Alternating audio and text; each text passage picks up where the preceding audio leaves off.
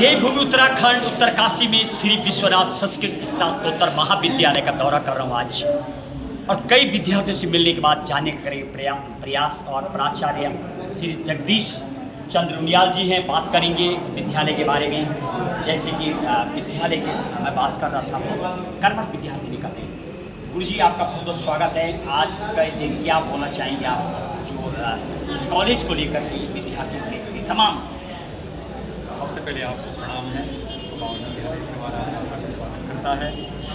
हमारा यह श्री विश्वनाथ संस्कृत महाविद्यालय सन 1953 का स्थापित है, और इसके जो फाउंडेसर हुए हैं, जिन्होंने इसकी नींव रखी है, श्री पूज्यपाद स्वामी ब्रह्मस्वरूपानंद जी हुए हैं। उन्होंने इस का नींव रखा है, और उनकी परम शिष्य हुए हैं स्वामी अखंडानंद जी महाराज जी, जिन्होंने इस वृक्ष को पाला पोषा है।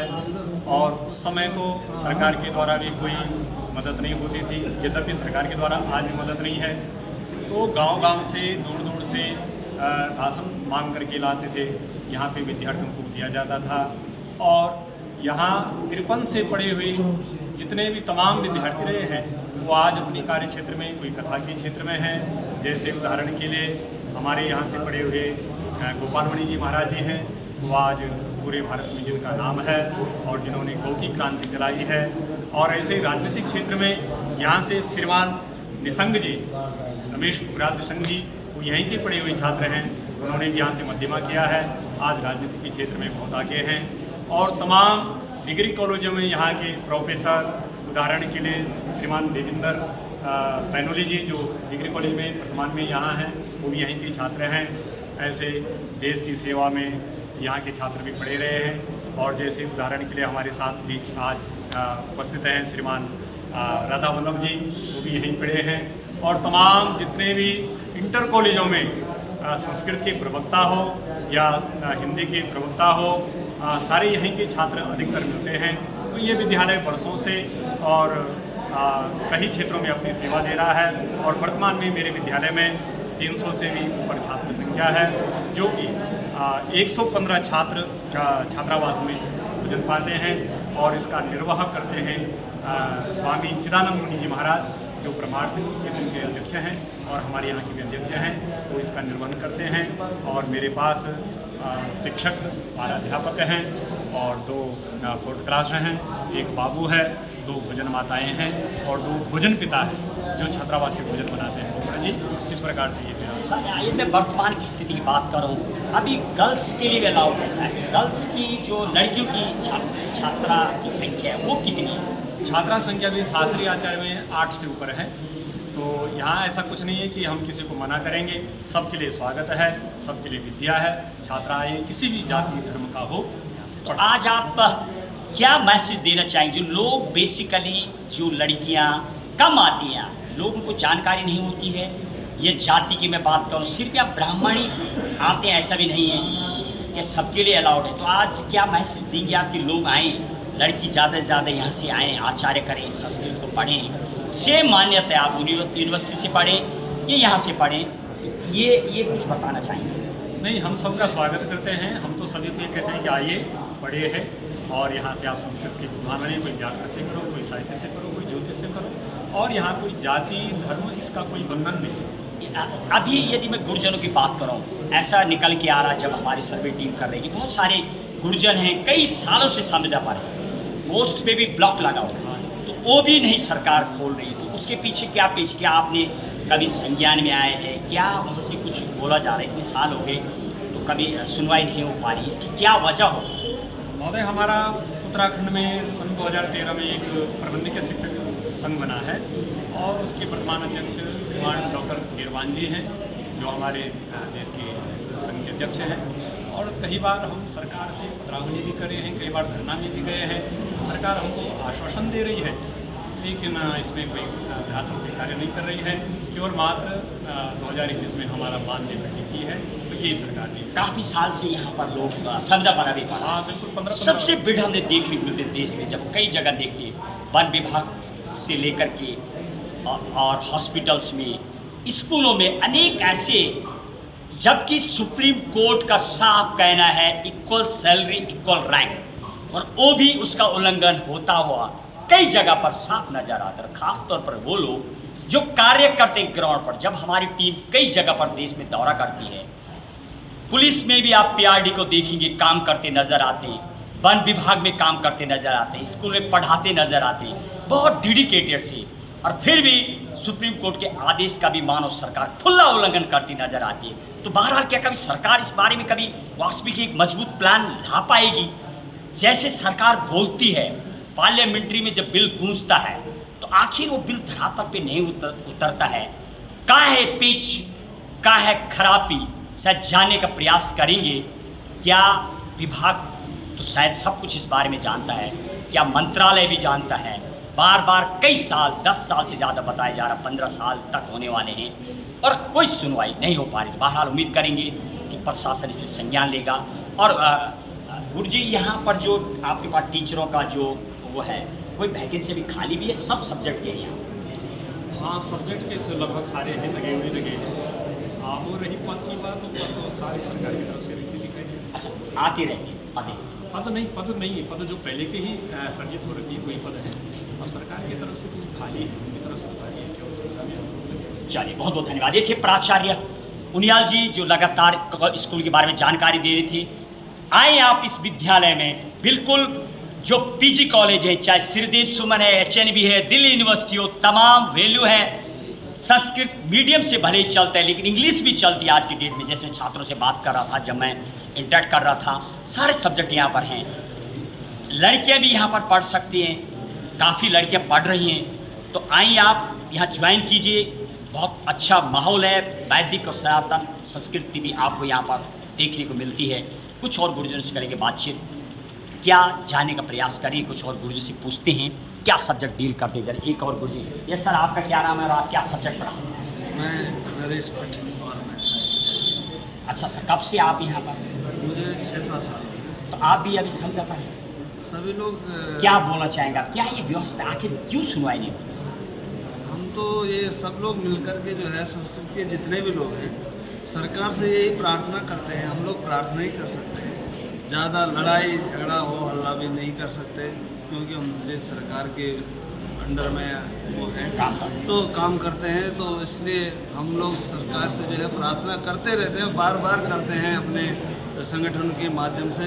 लेकिन सरकार अभी उसमें जो है कुछ सोच नहीं रही, क्या उनकी मंशा है ये भी साफ नहीं हो पा रही। बहुत बहुत धन्यवाद। ये लगातार जब जाने का प्रयास करें गुरुजनों से।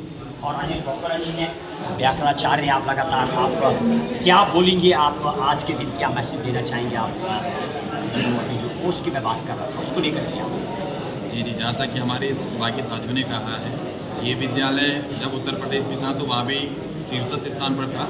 वर्तमान में उत्तराखंड में भी ये शीर्षस्थ स्थान पर है और उसका परिणाम भी मिला है हमको, क्योंकि यहाँ पे इस समय 340 छात्र अध्ययनरत हैं। और इस सत्र में कक्षा 10 में हमारा इस विद्यालय के छात्र राज्य में शीर्षस्थ स्थान प्राप्त करने में सफल रहा है, जिसको कि कल हिंदी दिवस के उपलक्ष्य में माननीय मुख्यमंत्री जी के द्वारा भी सम्मानित किया गया है।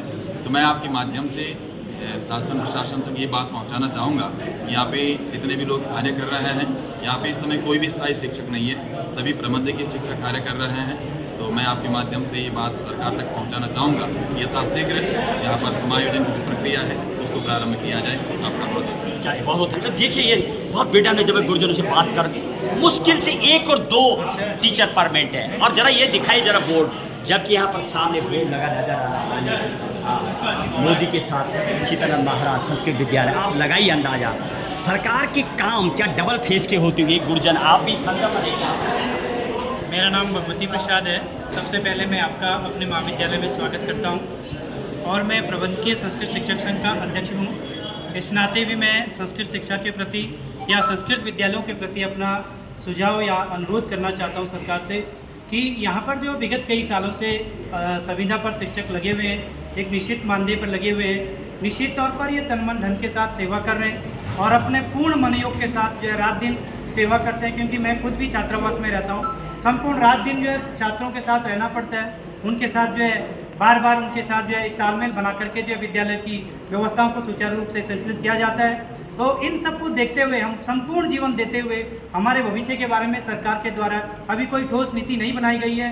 अभी सुनने में पिछले कई दिनों से आ रहा है कि माननीय श्रीमान मुख्यमंत्री जी द्वारा पूर्व में अपने विशेष अधिकार के माध्यम से 155 संस्कृत शिक्षकों का समायोजन संबंधी पत्रावली को आदेशित किया था, लिहाजा अभी तक उस पर कोई धरातल पर कोई कार्य नहीं हुआ है। तो मैं सरकार से और माननीय शिक्षा मंत्री जी से अनुरोध करता हूं कि आप संस्कृत की ओर जरूर देखें और संस्कृत में ये जो लगे हुए अध्यापक हैं, संस्कृत शिक्षक लगे हुए हैं और उन सब का भविष्य को देखते हुए उनके लिए कुछ ना कुछ जरूर करें। अगर हम अपने महाविद्यालय की बात करें तो यहाँ पर कुल 13 पद सृजित है और सृजित पदों के कई अध्यापक यहाँ पर 12 पद कार्यरत है, तो वो 2013 से यहाँ पर एक भी विज्ञप्ति नहीं हुई है, लिहाजा सभी जो सरकार के द्वारा पद दिए गए हैं वो सब रिक्त चल रहे हैं और हमारे प्रबंधकीय शिक्षकों के द्वारा जो है उन पर विगत सालों से कार्य किया जा रहा है। अब पढ़ाई की अगर हम बात करें तो यहाँ पर अगर हम बात करें तो उत्तराखंड संस्कृत शिक्षा परिषद में पूरे जो पूर्व मध्यम और द्वितीय वर्ष का जो एक छात्र है जिसको कल हिंदी दिवस के उपलक्ष्य में माननीय शिक्षा मंत्री के द्वारा और सरकार के द्वारा जो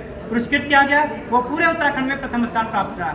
तो यहाँ पर सभी लोग प्रबंधकीय शिक्षक है, लिहाजा यहाँ से जो उत्तराखंड का टॉपर छात्र बनता है तो यहाँ का जो शैक्षिक वातावरण है, यहाँ का जो पढ़ाई का माहौल है, निश्चित तौर पर हम आधुनिकता से उसको जोड़ के चलते हैं, क्योंकि मैं भी खुद एक इंग्लिश टीचर हूँ और यहाँ पर अंग्रेजी के माध्यम से चाहे वो अन्य सामाजिक विषय है या हिंदी विषय है, सभी विषयों को पढ़ा करके जो है छात्रों का सर्वांगीण विकास किया जाता है। इसके साथ में खेल कूद के बारे में भी और अन्य जितने भी क्षेत्र है और आध्यात्मिकता और भौतिकता और आध्यात्मिकता दोनों को जोड़ करके जो छात्रों का सर्वांगीण विकास किया जाता है। और मैं सरकार से आग्रह करता हूं या निवेदन करता हूं कि जो आपके माध्यम से जो संस्कृत शिक्षक या अध्यापक लगाए गए हैं उनका आप जल्द से जल्दी समायोजन करें। और मैं आपका बहुत बहुत धन्यवाद करता हूँ। आप यहाँ पर कितने साल से हैं? मैं यहाँ पर फरवरी 2013 से यहाँ पर लगातार अपनी सेवा दे रहा हूँ और बाकायदा एक जो है इंटरव्यू के माध्यम से पूरे उत्तराखंड से इंटरव्यू आए थे और राष्ट्रीय संस्कृत संस्थान के पद पर मैं कार्यरत हूँ, अंग्रेजी सहायक अध्यापक। और इसके अलावा ये जो यहाँ पर अभी जो आप बता रहे खेलकूद के भी यहाँ पर अपॉइंटमेंट नहीं किया एडमिनिस्ट्रेटिव ऑफिसर स्पोर्ट्स वाला इंडिया ठीक है जी। खेलकूद के बारे में हमारे पास में योगाचार्य जी नरेश भट्ट जी भी हैं, साहित्य विभाग से भी हैं, वो अपने खेलकूद को कई प्रकार हम जैसे मनेरा में जनपद स्तर के जो खेल होते हैं उसमें हम अपने बच्चों को भेजते हैं। और विगत पिछले वर्ष में हमारा एक छात्र जो प्रथमा द्वितीय वर्ष का छात्र था, वो छात्र जो है जो मुख्यमंत्री की जो विशेष योजना है जिसमें 1500 रुपये प्रति माह बच्चे को दिया जाता है, लिहाजा उसमें भी हमारे एक बच्चे का चयन हुआ है और उसको विगत पिछले वर्ष में जो है एक छात्रवृत्ति के दायरे में वो आया है। तो सर्वांगीण विकास के साथ साथ में खेल कूद में हमारे बच्चे काफ़ी आगे हैं। बहुत बहुत धन्यवाद। ये थे बताए जा रहे भगवती जी अध्यक्ष के सबसे बड़ी बात देखने को मिलती है जब कई जगह पर जाया जाता है, कोर्ट का ऑर्डर का तो उल्लंघन होता ही है, इसके अलावा बहुत ही दयनीय हालत देखने को नजर आती है। मानो क्या सरकार जो काम करती है क्या कुछ आकलन नहीं करता होगा प्रशासन? क्या प्रशासन अपना काम नहीं करता है? बराबर जो पत्रावली जाती है क्या उसमें कंक्रीट काम नहीं करती? जबकि जब मैं विद्यालय का भ्रमण कर रहा हूँ, बहुत पुराना विद्यालय, मोदी साहब की फ़ोटो और चित्तानंद महाराज की फ़ोटो, तमाम बड़े बड़े, आखिर कभी होगा इस पे सुनवाई जो लोग धरातल पे काम करते हैं। हालांकि सरकार बराबर इन्हें पूर्व की बात कर रहा हूँ, आंगनबाड़ी वालों की भी बहुत संघर्ष के बाद शायद इस साल पोस्ट आई, तो जिस तरीके से सरकार ने आंगनबाड़ी वालों को पेंशन की अनेक योजनाएं धरातल पर उतरी हैं, तो उम्मीद कर सकते हैं कि आने वाले समय में इस तरीके से विद्यार्थियों को जो संस्कार दे रहे हैं, जैसे कि मैं ग्राउंड रिपोर्टिंग पे खड़ा हूँ, ग्राउंड रिपोर्टिंग में साफ नज़र आता है और 95% टीचर संविदा पर मानदेय पर काम करते अपनी जिम्मेदारी निभाते मुझे नजर आए। देखिए श्री काशी विश्वनाथ संस्कृत स्नातकोत्तर महाविद्यालय उत्तर काशी के दयनीय हालात पर तमाम चीज़ों पर सीधे ग्राउंड जीरो की रिपोर्ट। जय गंगा माँ, जय हिंद, जय भारत। हैप्पी के साथ महेश बोगड़ा, उत्तराखंड, उत्तर काशी।